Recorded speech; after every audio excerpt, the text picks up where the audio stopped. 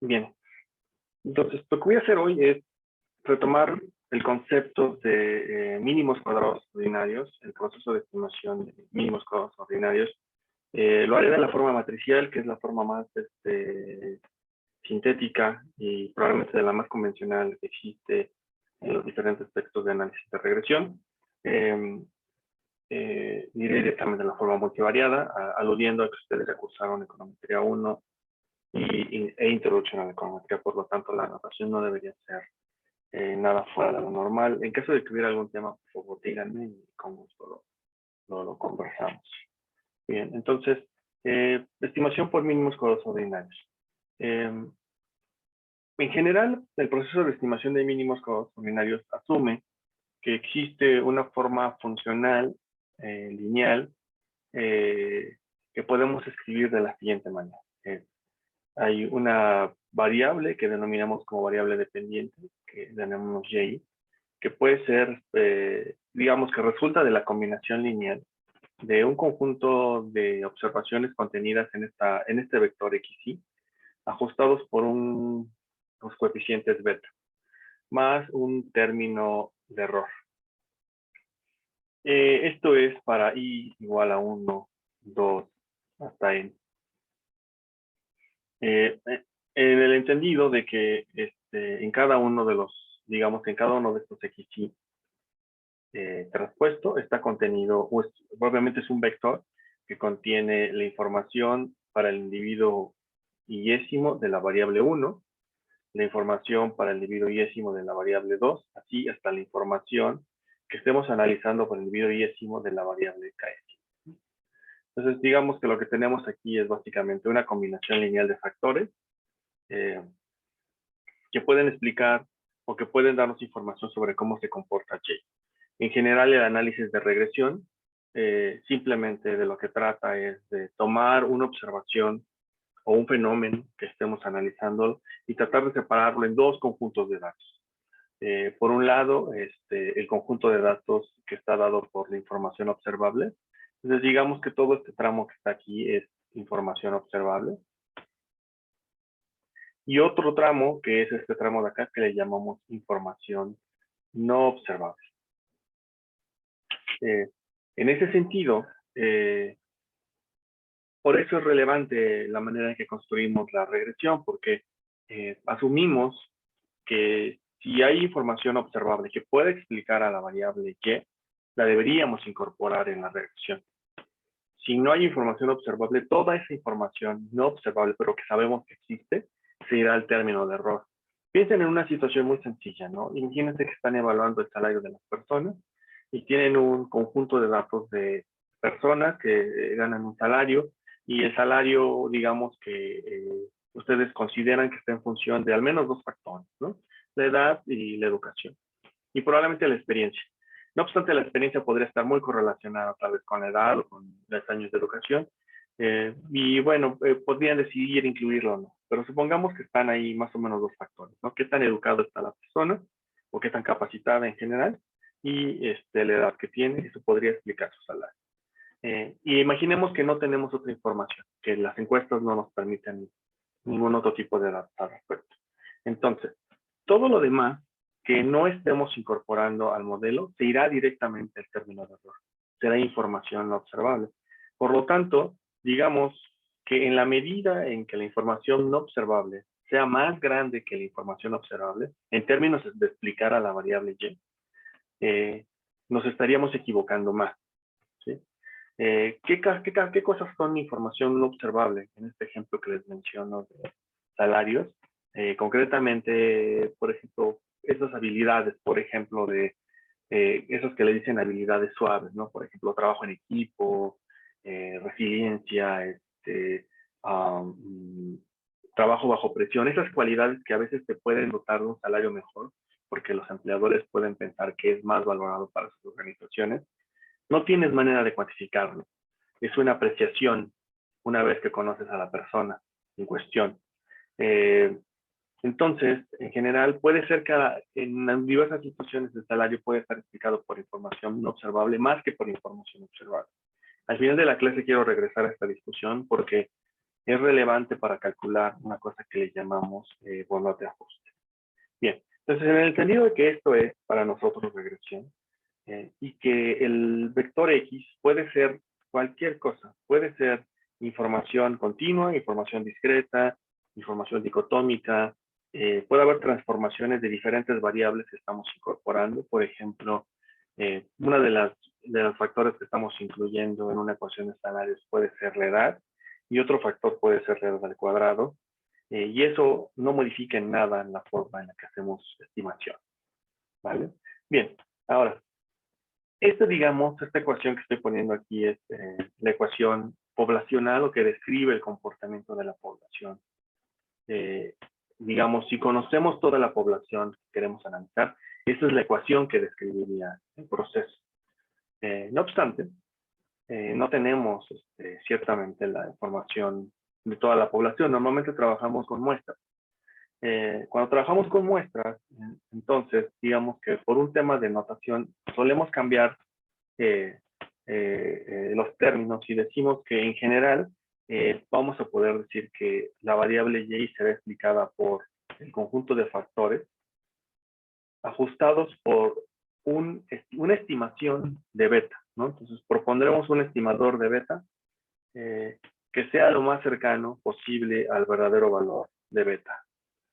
Esto implicaría que entonces no observamos el error poblacional o el error de estimación dentro de la población, sino lo que estimamos es un error muestral, la cual voy a denominar como E, subíndice.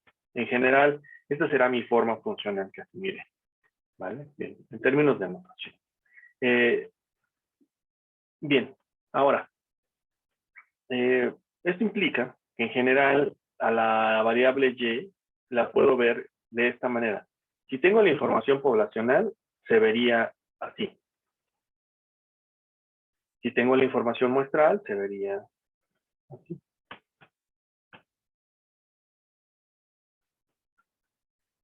Dicho de otro modo, en general, siempre voy a poder tener una aproximación de Y, pero esa aproximación de Y será tan buena o tan mala como la elección que hagamos de beta, gorrita.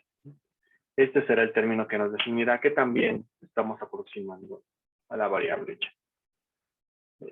Bien, ahora, digamos, estableciendo este marco de discusión, entonces, y entendiendo que solo podemos trabajar con muestras, me voy a continuar ahora con la notación muestral. Más adelante regresaré a la notación poblacional por algunas razones de distribución asintótica del estimador. Bien. Entonces, retomando la idea de cómo es la ecuación muestral, voy a reescribirla, o voy a, digamos, a despejar el componente EI. Voy a decir que el componente I en general es igual a YI menos XI traspuesto por beta. Simplemente lo que hice fue despejar. Ahora, esto es solo para una observación. El procedimiento de mínimos cuadrados ordinarios nos permite encontrar una aproximación o un valor para beta. A esto es a lo que le llamamos beta gordito, en general. ¿Cómo funciona el procedimiento de mínimos cuadrados ordinarios? Bien, seguramente ustedes lo conocen bastante bien en sus cursos pasados. Simplemente hago una recapitulación muy sencilla, ¿no? Entonces, digamos que aquí está una variable X y un factor, una variable la que sea, y aquí está la variable Y. Y tenemos una nube de puntos en general, ¿no? Digamos que esta es toda la nube de puntos. Es un scatter plot sencillo de cómo es X y Y. Y lo que significa hacer análisis de regresión implica trazar una recta alrededor de esta nube de puntos. Esta recta, entonces, generará errores de estimación, los cuales están cuantificados entre la distancia que se acumula desde cualquiera de los puntos hasta la recta verde. Entonces, cualquiera de los puntos tendrá distancia hacia la recta verde, y esa distancia que guardan será lo que denominamos en general como error. La propuesta del método de mínimos cuadrados ordinarios trata de construir una métrica que nos permita cuantificar qué tanto nos estamos equivocando cuán grande es ese error. Bien, ahora tenemos tenemos entonces una pequeña un problema al cual dar la respuesta. ¿Cuál sería una buena métrica de distancia que podríamos proponer para todos los valores reales respecto de la recta verde? Esa propuesta que podríamos hacer normalmente está asociado con funciones que se conocen como normas. ¿Cuál es la norma más básica que ustedes conocen? Probablemente es el valor absoluto. El valor absoluto de un valor es una métrica de la distancia que guarda ese valor respecto del cero. La propuesta que haremos en el caso de mínimos cuadrados ordinarios será utilizar una métrica que le denominaremos el cuadrado. Tomar el cuadrado de los valores también es una métrica, cumple diferentes condiciones para hacer una métrica, digamos, para los que les interesa más entender eso. Una métrica en general cumple tres cosas, ¿no? Que evaluada en cero, la métrica vale cero, cumple la desigualdad del triángulo y se me está olvidando por ahí una tercera propiedad. Ahora la recuerdo, en un momento se las digo. Entonces, en general, propondremos entonces una métrica de distancia y la métrica de distancia que proponemos es el cuadrado. Entonces, la distancia en rojo la mediremos en términos de un cuadrado. Yo voy a decir entonces que la distancia que exista para el valor iésimo de la observación será el cuadrado de la distancia que guarde, será igual a y menos x traspuesto por beta, todo esto cuadrado. ¿Sí? Bien, ahora, recordemos un poquito sobre lo que ya habíamos venido como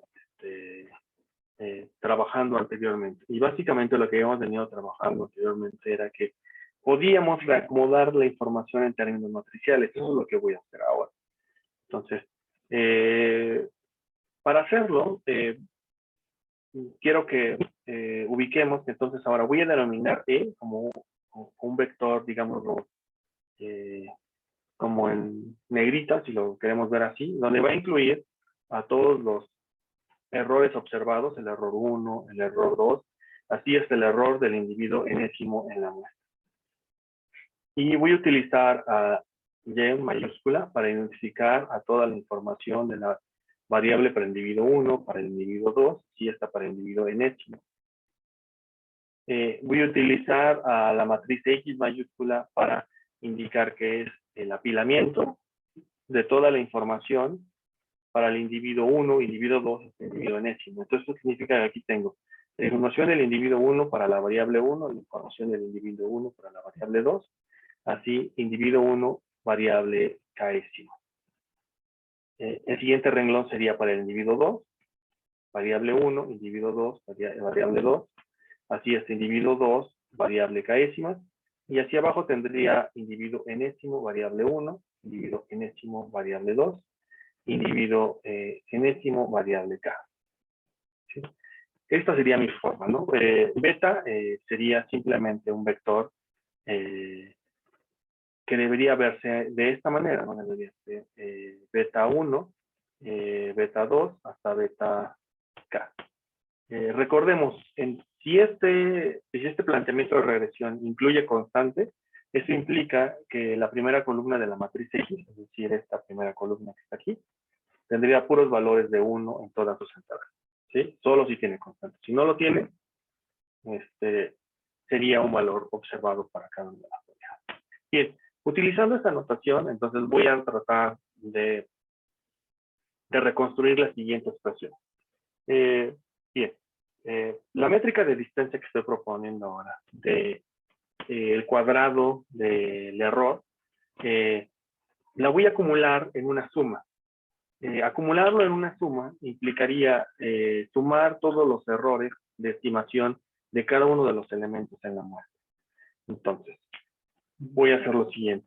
Pues me voy a proponer que mi métrica de cuánto me estoy equivocando en la estimación, es decir, cuánta distancia hay entre la recta verde y los diferentes puntos azules, resultará de sumar todos los errores desde la observación 1 hasta la observación n, contenidos en mi variable que denominé como E1. ¿Sí? Esto entonces implica, utilizando mi notación que tengo arriba, que sería la suma desde i igual a 1 hasta n de la distancia que tienen yi menos xy traspuesto por beta cuadrada. ¿Sí? Bien. Ahora, aquí recordemos un poco de notación.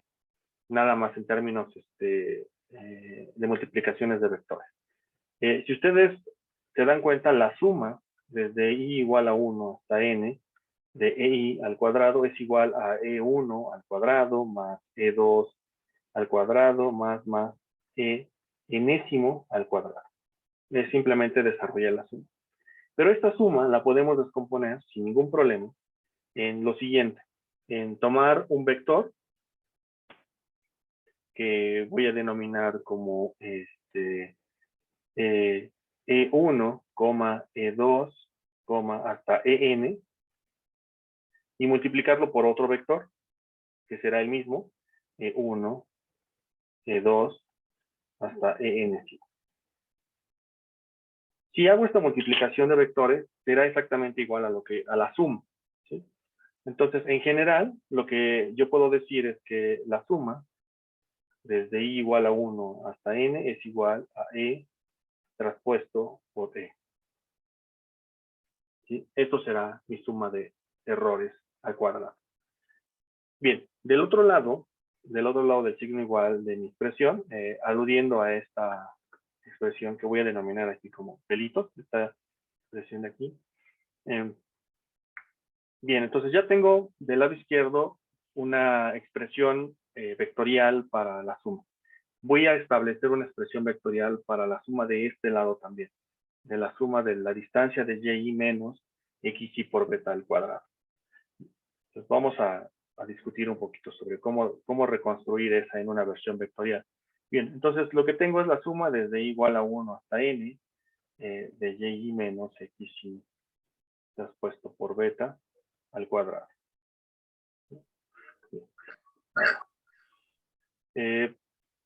Si hago esto, entonces, ustedes se darán cuenta que lo que tengo es simplemente y1 menos x1 traspuesto por beta cuadrado más y2 menos x2, perdón, aquí 2, por beta al cuadrado, más, continúa así, más y enésimo menos x enésimo traspuesto por beta al cuadrado. ¿Sí? Es simplemente lo que hice fue descomponer la suma. Bien, de forma similar a como lo hice para el caso del término de error, puedo abrir esta suma en un producto de vectores. Entonces, voy a tener por un lado un vector que se va a ver de la siguiente manera. Voy a tener un vector que se vería así. Voy a poner corchetes para indicar que esto es un vector que contiene entradas en términos de operaciones. Es decir, tengo y1 menos x1 traspuesto por beta, coma, y2 menos x traspuesto 2 por beta, coma, así, hasta yn menos x traspuesto enésimo por beta. Tengo mi primer vector, ¿no? Un vector así y el otro sería un vector columna. Entonces tendría aquí una columna que estaría dada por una expresión de la siguiente manera. Tendría y1 menos x traspuesto 1 por beta, a y2 menos x2 por beta, traspuesto, así hasta el último, yn menos x enésimo traspuesto por beta. Entonces tendría este producto de vectores, ¿no? Un vector sílaico por un vector columna, que es exactamente mi representación de la suma de cuadrados. Entonces, alguno de ustedes me podría decir, bueno, pero esto simplemente se puede ver. Sí, desde aquí se puede ver que esto es la siguiente expresión. Lo que tengo en general es que tengo a y menos x por beta. Todo esto traspuesto multiplicado por y menos x por beta. Eso es lo que tendría en general. ¿sí? Bien, dicho de otro modo, lo que tengo es que mi representación de suma desde igual a 1 hasta n de los errores al cuadrado, es decir, toda la suma de cuánto me equivoqué por estimar, es igual a tomar el vector de errores traspuesto, multiplicarlo por el mismo vector de errores, lo cual a su vez es igual a la siguiente expresión, a y menos x por beta traspuesto por y menos x por beta. Entonces, ya que tengo una expresión vectorial y matricial para mi problema, voy a entonces plantear a qué le llamo yo el proceso de estimación. ¿Sí? Bien, lo que voy a hacer ahora, es decir, nada más, déjenme, se me olvidó un factor en la anotación que es ponerle los gorritos a beta, entonces los omití por aquí en algún momento sin querer. Entonces solo chequen eso, ¿no? Siempre que cuando hablemos en términos de E, estaremos diciendo que a la beta que nos estemos refiriendo es la beta gorrito. Una mera formalidad, pero es importante que lo tengamos presente. Entonces, todas estas son beta gorrito. Pido que me disculpen, se me fue ahí en mi notación. Porque estamos haciendo alusión a que es respecto de la muestra que estamos analizando.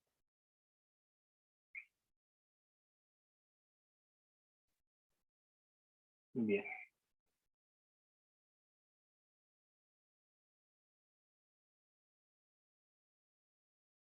Bien, ahora sí.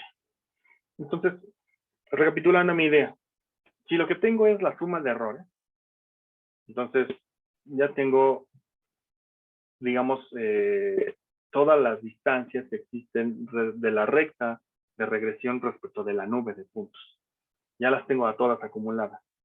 Entonces, mi propuesta de estimador, o eso es lo que dice al menos la forma en que se estiman mínimos cuadrados ordinarios, es encontrar aquella expresión que nos garantiza que la distancia será la más pequeña posible, ¿sí?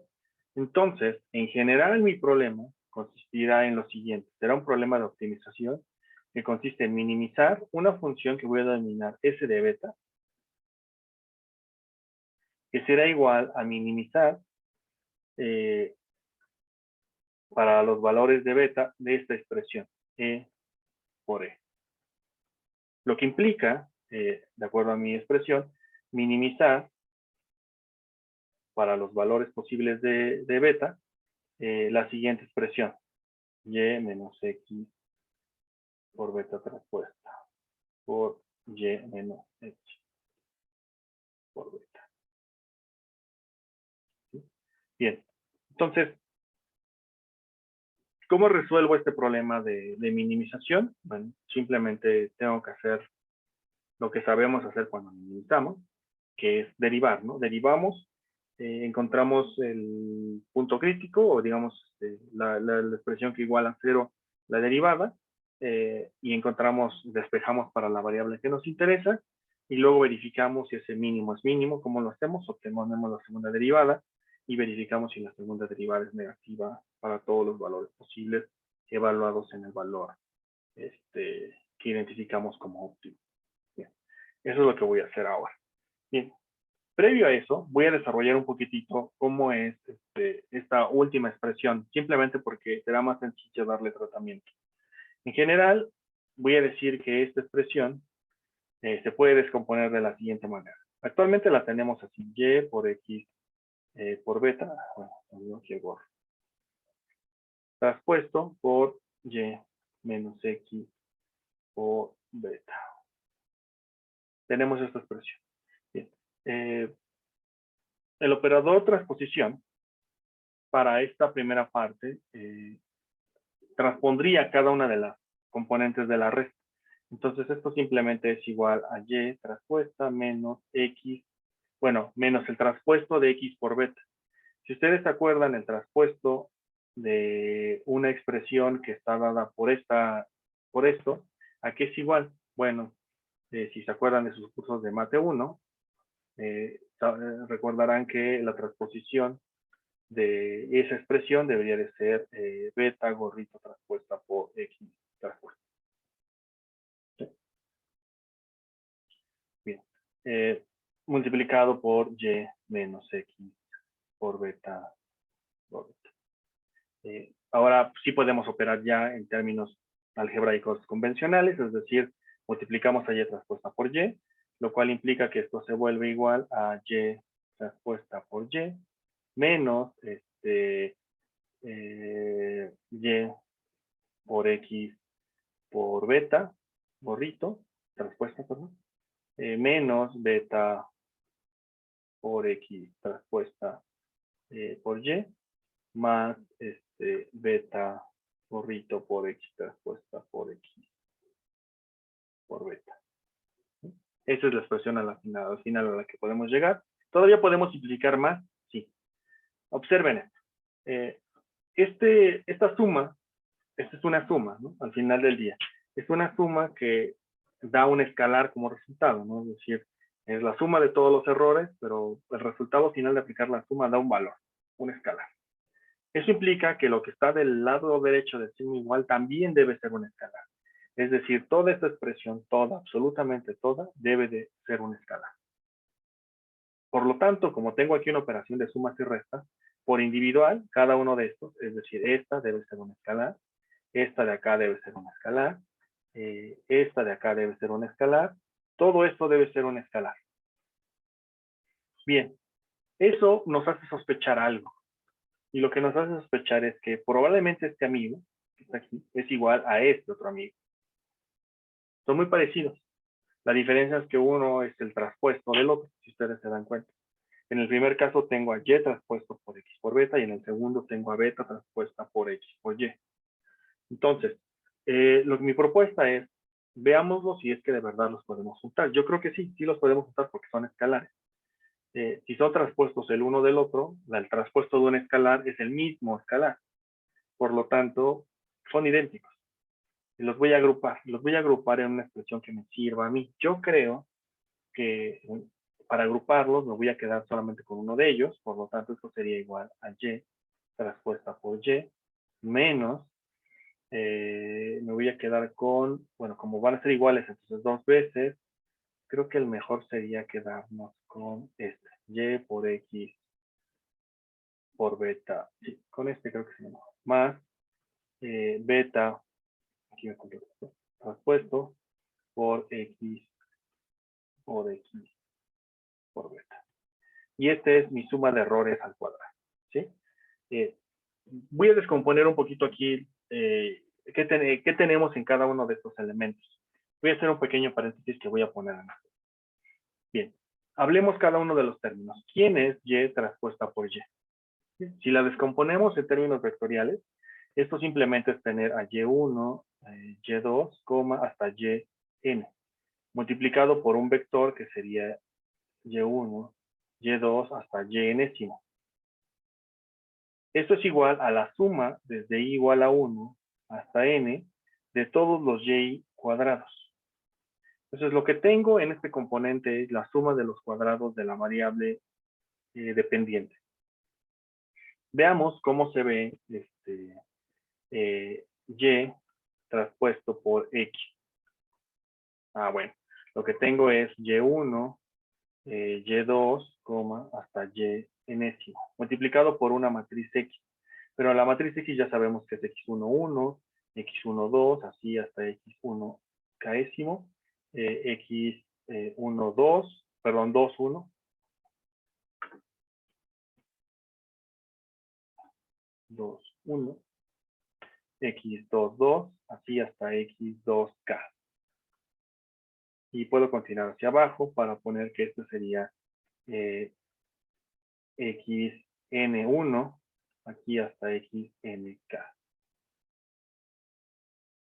Si ustedes operan, lo que tenemos es un vector fila que multiplica una matriz. Entonces el resultado es esta fila, la fila de y multiplicada por x, por cada una de las x, cada una de las variables. Entonces esta expresión la podemos, digamos que cada vez que hacemos una multiplicación, tomamos este vector y lo multiplicamos por cada una de las columnas, en este caso por esta columna primero, luego en un segundo momento sería por la segunda columna y así nos iríamos hasta la columna ks. Eso implica que, déjenme quitarle lo verde para que no se confunda. Bien, eso implica que lo que tengo aquí entonces es simplemente una matriz, un nuevo vector, que tendrá de entradas lo siguiente. En tu primera entrada tendrá la suma desde i igual a 1 hasta n de la y multiplicada por xy de la variable 1. Es decir, todo el producto de la variable dependiente multiplicada por la variable independiente 1. La suma de esos productos. Coma. La suma desde i igual a 1 hasta n de la variable dependiente multiplicada por la variable independiente 2. Coma, puntitos, coma, así hasta la suma desde i igual a 1 hasta n de la variable y multiplicada por x. Y voy a ponerlo así, doble, para que se entienda que... no necesito doble. ¿No? Así, y de la variable ks. Entonces, en general, el producto de y por x es el producto de cada una de las variables, de la variable independiente, por cada una, por individual, por cada una de las variables independientes. ¿Esto a qué se parece mucho? Observen esto. Eso es importante que lo tengamos como en mente. Primero, el hecho de que tenga aquí a y traspuesta por y, se parece muchísimo a la correlación que guardan y con sí mismo. En general, lo que podríamos decir es como esto es una parte de lo que deberíamos calcular si quisiéramos calcular la variabilidad o la varianza de y. Entonces, pongámoslo en estos términos sencillos. Esto es como una parte de la variabilidad. Entonces, aquí tenemos la variabilidad de y. ¿Cuánto varía y? En este componente de aquí, lo que tenemos es cuánto varía y, cuánto de la variación de y se parece a la variación de x. Y eso es bien importante porque justamente ese es el análisis de regresión al final del día. Es decir, fíjense en esta situación. Si lo quisiera yo ver a grosso modo, diría yo que este componente que está aquí es la variabilidad de y, a la cual le estoy restando aquella parte de la variabilidad que está correlacionada con x. Es decir, cuánto de x puede explicar a y. Estos dos componentes, eso es exactamente lo que le están quitando. Que esto lo tengo en esta forma más sencilla aquí, ¿no? Entonces tengo la variabilidad de y, le quito dos veces la variabilidad de x con y le agrego la variabilidad, si lo queremos ver aquí en términos análogos, la variabilidad de x. ¿Sí? Todo ese conjunto de sumas y restas es el error, ¿no? Vale, bien. No sé si tengan una duda hasta este punto. Bien, ok. Entonces, solo para finalizar, ustedes pueden con calma desarrollarlo, se van a dar cuenta que si hacen esta multiplicación de matrices, se van a dar cuenta que al final del día esto resulta en una cosa bien interesante, porque lo que tendríamos es la matriz traspuesta por la matriz X, al final les va a dar una matriz algo grande, déjenme ponerla de esta manera. Aquí les va a dar la suma desde i igual a 1 hasta n de x y 1 al cuadrado. Aquí les va a dar la suma desde i igual a 1 hasta n de x y 1 por x y 2. Y así hasta acá, hasta la suma desde i igual a 1 hasta n de x y késimo por x, no, perdón, x y 1 por x y k.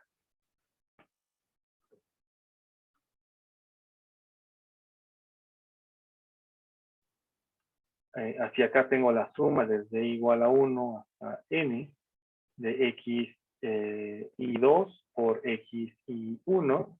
Aquí tengo la suma de x y 2 al cuadrado de igual a 1 hasta n.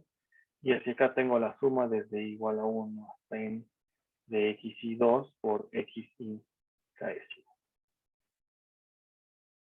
Hacia abajo lo que tendría yo es la suma desde i igual a 1 hasta n de x y enésimo por x y 1. Hacia acá tendría la suma desde i igual a 1 hasta n de x y, perdón, no es n, está aquí al principio. K. X y k cuadrado.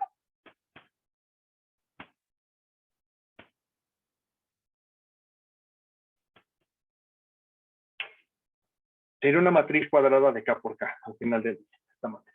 Bien. Entonces, ya que descompuse todos estos elementos, ahora aquí me voy a ir al problema de minimización, que es el problema al final del día de lo que quiero hacer en términos de mínimos cuadrados ordinarios. Entonces, ¿cómo obtenemos un estimador de mínimos cuadrados ordinarios? Es muy sencillo. Es encontrar la solución al problema de minimizar para los valores de beta posibles, la suma de errores al cuadrado, que resulta de minimizar los valores posibles de beta de esta expresión.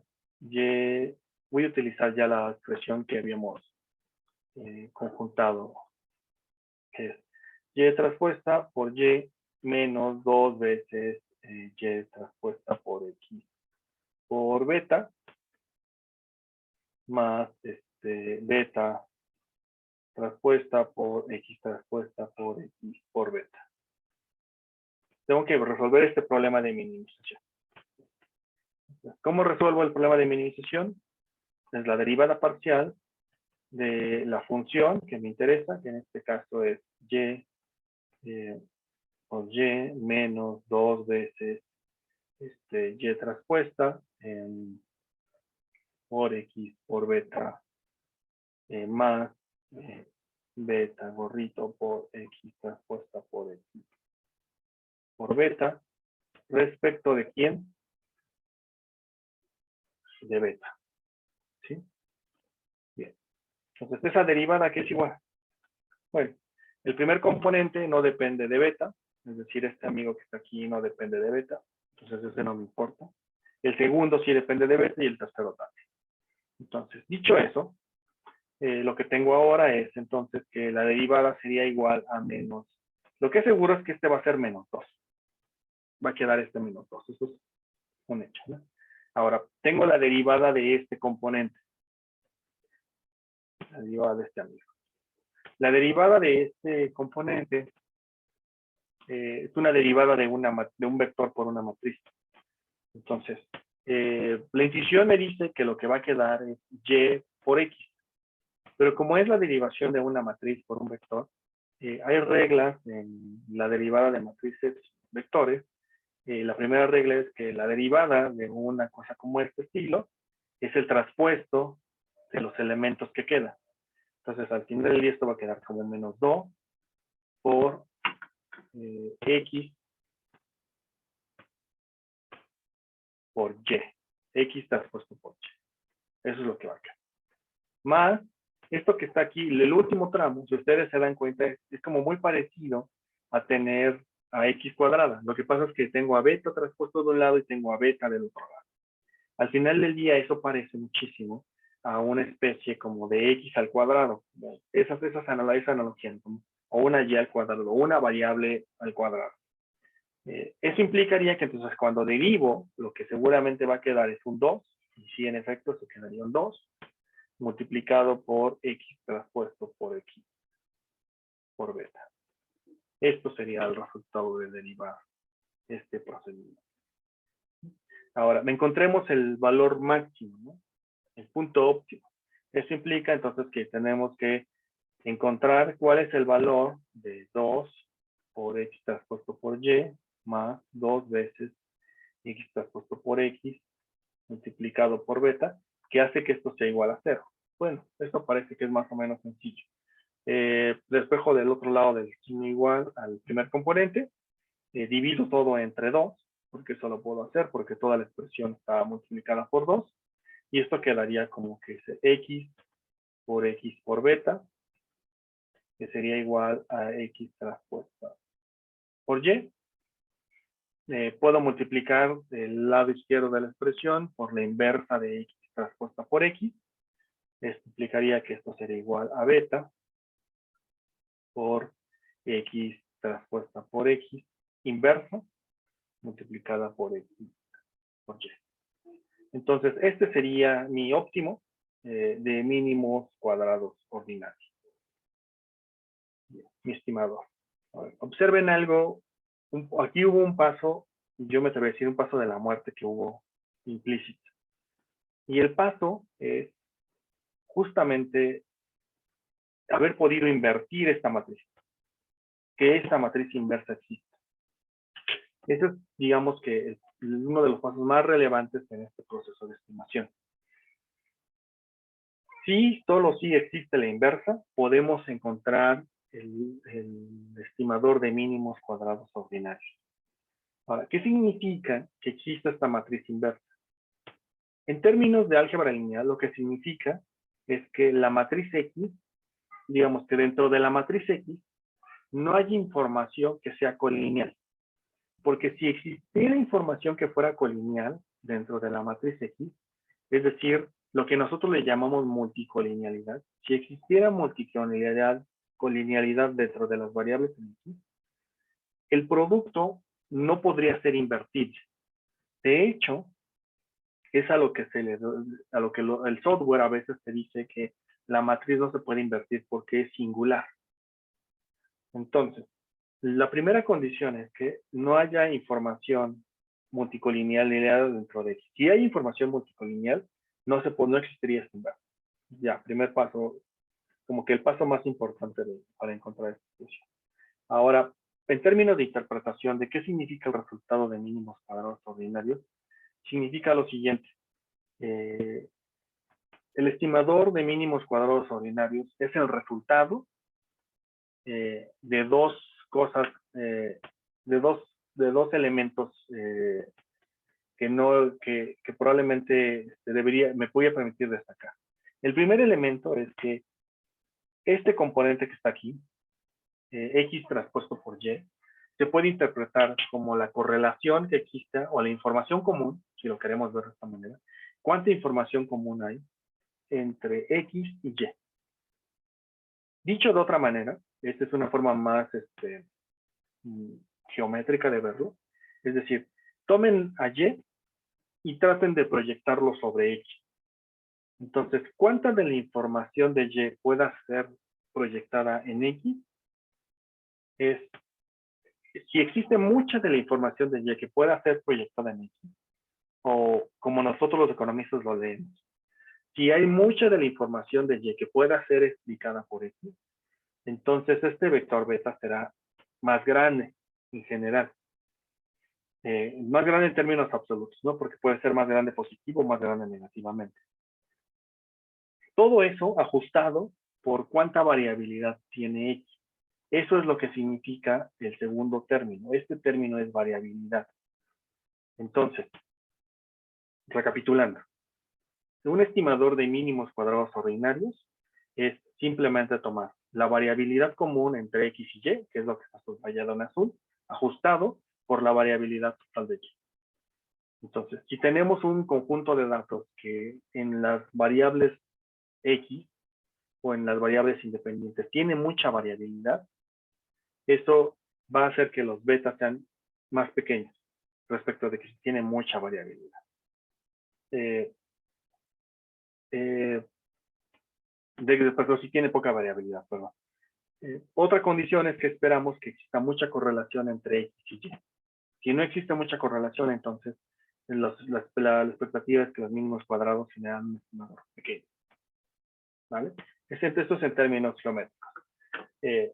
¿Alguna duda hasta este punto? Ok. Bien. Ahora, finalmente, solamente para garantizar que estoy en un óptimo, voy a hacer la segunda derivada. Entonces, voy a buscar quién es la segunda derivada de mi expresión y transpuesta por y menos 2 veces y transpuesta por x por beta más beta por x transpuesta por x por beta. Todo esto respecto de beta. Beta al cuadrado, ¿no? Porque es la segunda derivada.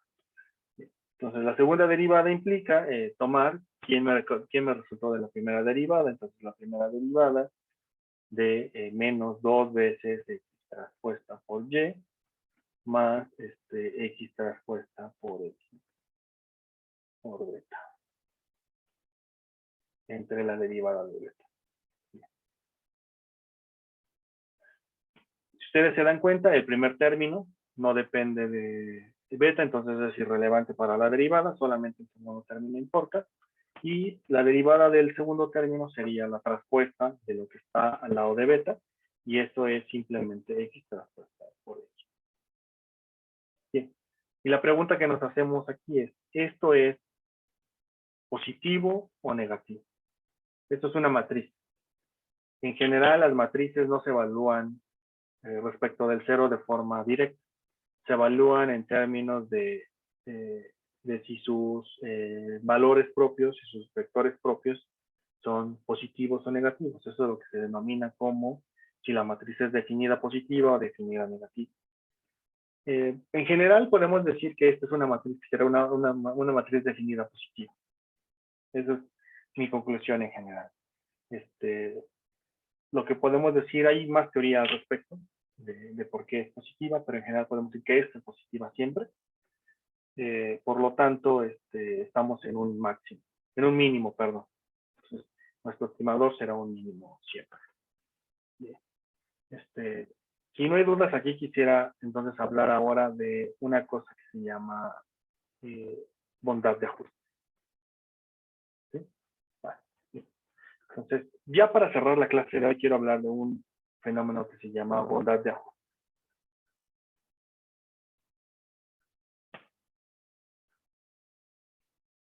Y bondad de ajuste es relevante por diversas razones. La primera razón es que cuando hacemos análisis de regresión, el proceso, por ejemplo, de tomar un estimador de mínimos cuadrados garantiza que podemos encontrar un hiperplano dentro de la nube de puntos, o una recta, como queramos llamarlo. Eso existe garantía por el proceso en que construimos el método de mínimos cuadrados ordinarios. Ahora, la pregunta que nos podemos hacer es, bueno, pero ¿qué tan bien se está ajustando esa recta a los datos? Para tratar de responder a esa pregunta, existe, o digámoslo de esta manera, existen métricas de bondad de ajuste. Concretamente nosotros en econometría utilizamos solamente una de esas posibles métricas de bondad de ajuste, y es el famoso R cuadrado. Esta es la métrica que voy a utilizar para de bondad de ajuste, ¿no? La métrica que quiero utilizar. Bien. Ahora, la primera condición, y es una cosa que voy a discutir con mayor detalle, es que, y le voy a poner como observación, es que R cuadrado solo existe, y me voy a poner así, me lo voy a poner de esta manera, existe o es interpretable si en la regresión existe término constante.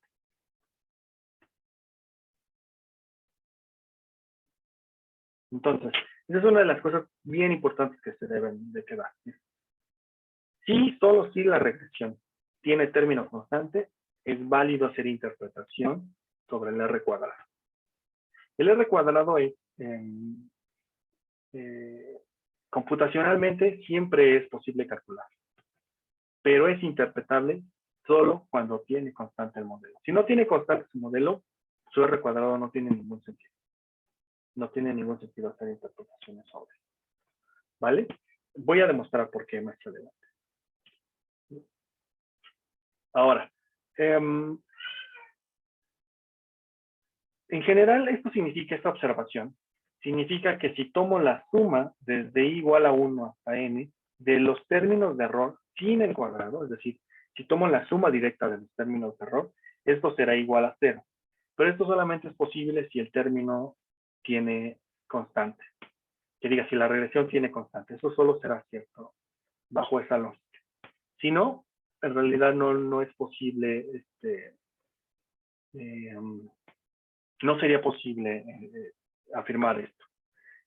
Podemos hacer una simplificación en términos gráficos, muy sencillo, ¿no? Para decir por qué eso es cierto. Entonces, imagínense que tienen esto es X y esto es Y, y aquí tienen su nube de puntos, justamente como lo había hecho anteriormente, ¿no? Mi nube de puntos. Ahora imagínense que tenemos un hiperplano o una recta que cumple con la condición de que sí tiene constante, entonces digamos que inicia aquí inicia, este es mi beta 1, mi beta constante, es mi estimación de la constante, aquí inicia, y la recta parte de aquí y pasa por la nube de puntos. Bueno, déjenme hacer un poco más simétrica la nube de puntos. Salió. Pasa por el centro de masa de la nube de puntos. Ahora, imaginen que, sin embargo, deciden hacer otra estimación en la cual omiten el término constante. Si omitiéramos el término constante, lo que pasaría es que tendríamos que ahora la recta inicia desde cero. Partiría desde cero, ahora seríamos beta 1 estaría aquí. Sin embargo, haber eliminado la constante no modifica la pendiente de la curva. ¿Por qué? Porque la relación entre X y Y seguirá siendo de la misma manera con o sin constante. Si no fuera así, entonces muy probablemente no estaríamos haciendo correctamente una estimación, porque al final del día, el efecto que tiene, por ejemplo, la edad sobre el salario, no debería de cambiar en términos de sentido, si es que existe o no constante en una regresión. Que no tendría ningún sentido geométrico incluso pensar que eso es posible. Entonces, bien, bajo un escenario en el cual la recta no tiene constante, la recta se vería por aquí. Bien, esto al final del día nos llevaría a concluir entonces que si tomamos al azar cualquier punto dentro de la nube de puntos, la distancia que tendríamos respecto de la recta verde sería esta. Sin embargo, si tomáramos también ese mismo punto al azar desde a la recta roja, tendríamos que la distancia sería todo este recorrido. Bien, si ustedes se dan cuenta, solo haber hecho esta modificación implica que tomar toda la suma de distancia respecto del centro de masa va a generar algo que sea totalmente distinto de cero. ¿Sí? Bien. Ahora, dicho eso, lo que quiero hacer ahora es iniciar con la discusión de qué es bondad de ajuste. Bien, bondad de ajuste debería de ser entonces una métrica que nos permita decir cuándo nuestra estimación es mejor. Pero acuérdense, cuando utilizamos el adjetivo mejor, quiere decir que hubo algo peor. Es decir, el mejor es respecto de que hubo algo que también se pudo haber hecho, pero que no era tan bueno como hacer lo que queremos implementar. Entonces, ¿quiénes son esas dos condiciones? La primera condición es, lo mejor es hacer una regresión. Lo no tan bueno es tomar la media. Ese es en general como el planteamiento de bondad de ajuste. Y es muy intuitivo. Normalmente cuando nosotros analizamos un fenómeno y no tenemos más información de qué puede explicar el fenómeno, normalmente nuestras adivinanzas sobre el resultado del fenómeno es decir, el promedio. Imagínense que van a ir del punto A al punto B en términos de recorrido y siempre que les preguntan, bueno, ¿cuánto tiempo nos tomará viajar del punto A al punto B? Ustedes hacen una regresión hacia sus valores pasados de la información y dicen, bueno, yo creo que me tomará el promedio de todos esos tiempos. Esa es su mejor respuesta. Pero ¿qué pasaría si ustedes tuvieran información de otros factores, como el tráfico, en todas las veces que han hecho el recorrido, el clima, y, por ejemplo, la posibilidad de accidentes en algún punto de la vía que vayan a recorrer? Si tuvieran toda esa información, entonces dirían, bueno, puedo hacer una regresión y puedo hacerte una predicción de cuánto tiempo nos tomará condicional en el tráfico, si hay un accidente y el clima que exista en la Ciudad de México. ¿Sí? Noten la diferencia. Entonces, por un lado, uno es una apuesta simplemente decir el promedio, y por otro lado es un análisis un poco más sofisticado que es hacer la regresión. Entonces, bondad de ajuste trata de comparar cuánto ganamos más de la estimación haciendo una regresión respecto de tomar el valor promedio de los datos. Y bueno, se me acabó el tiempo y aquí me voy a quedar. La siguiente clase voy a retomar el tema de bondad de ajuste.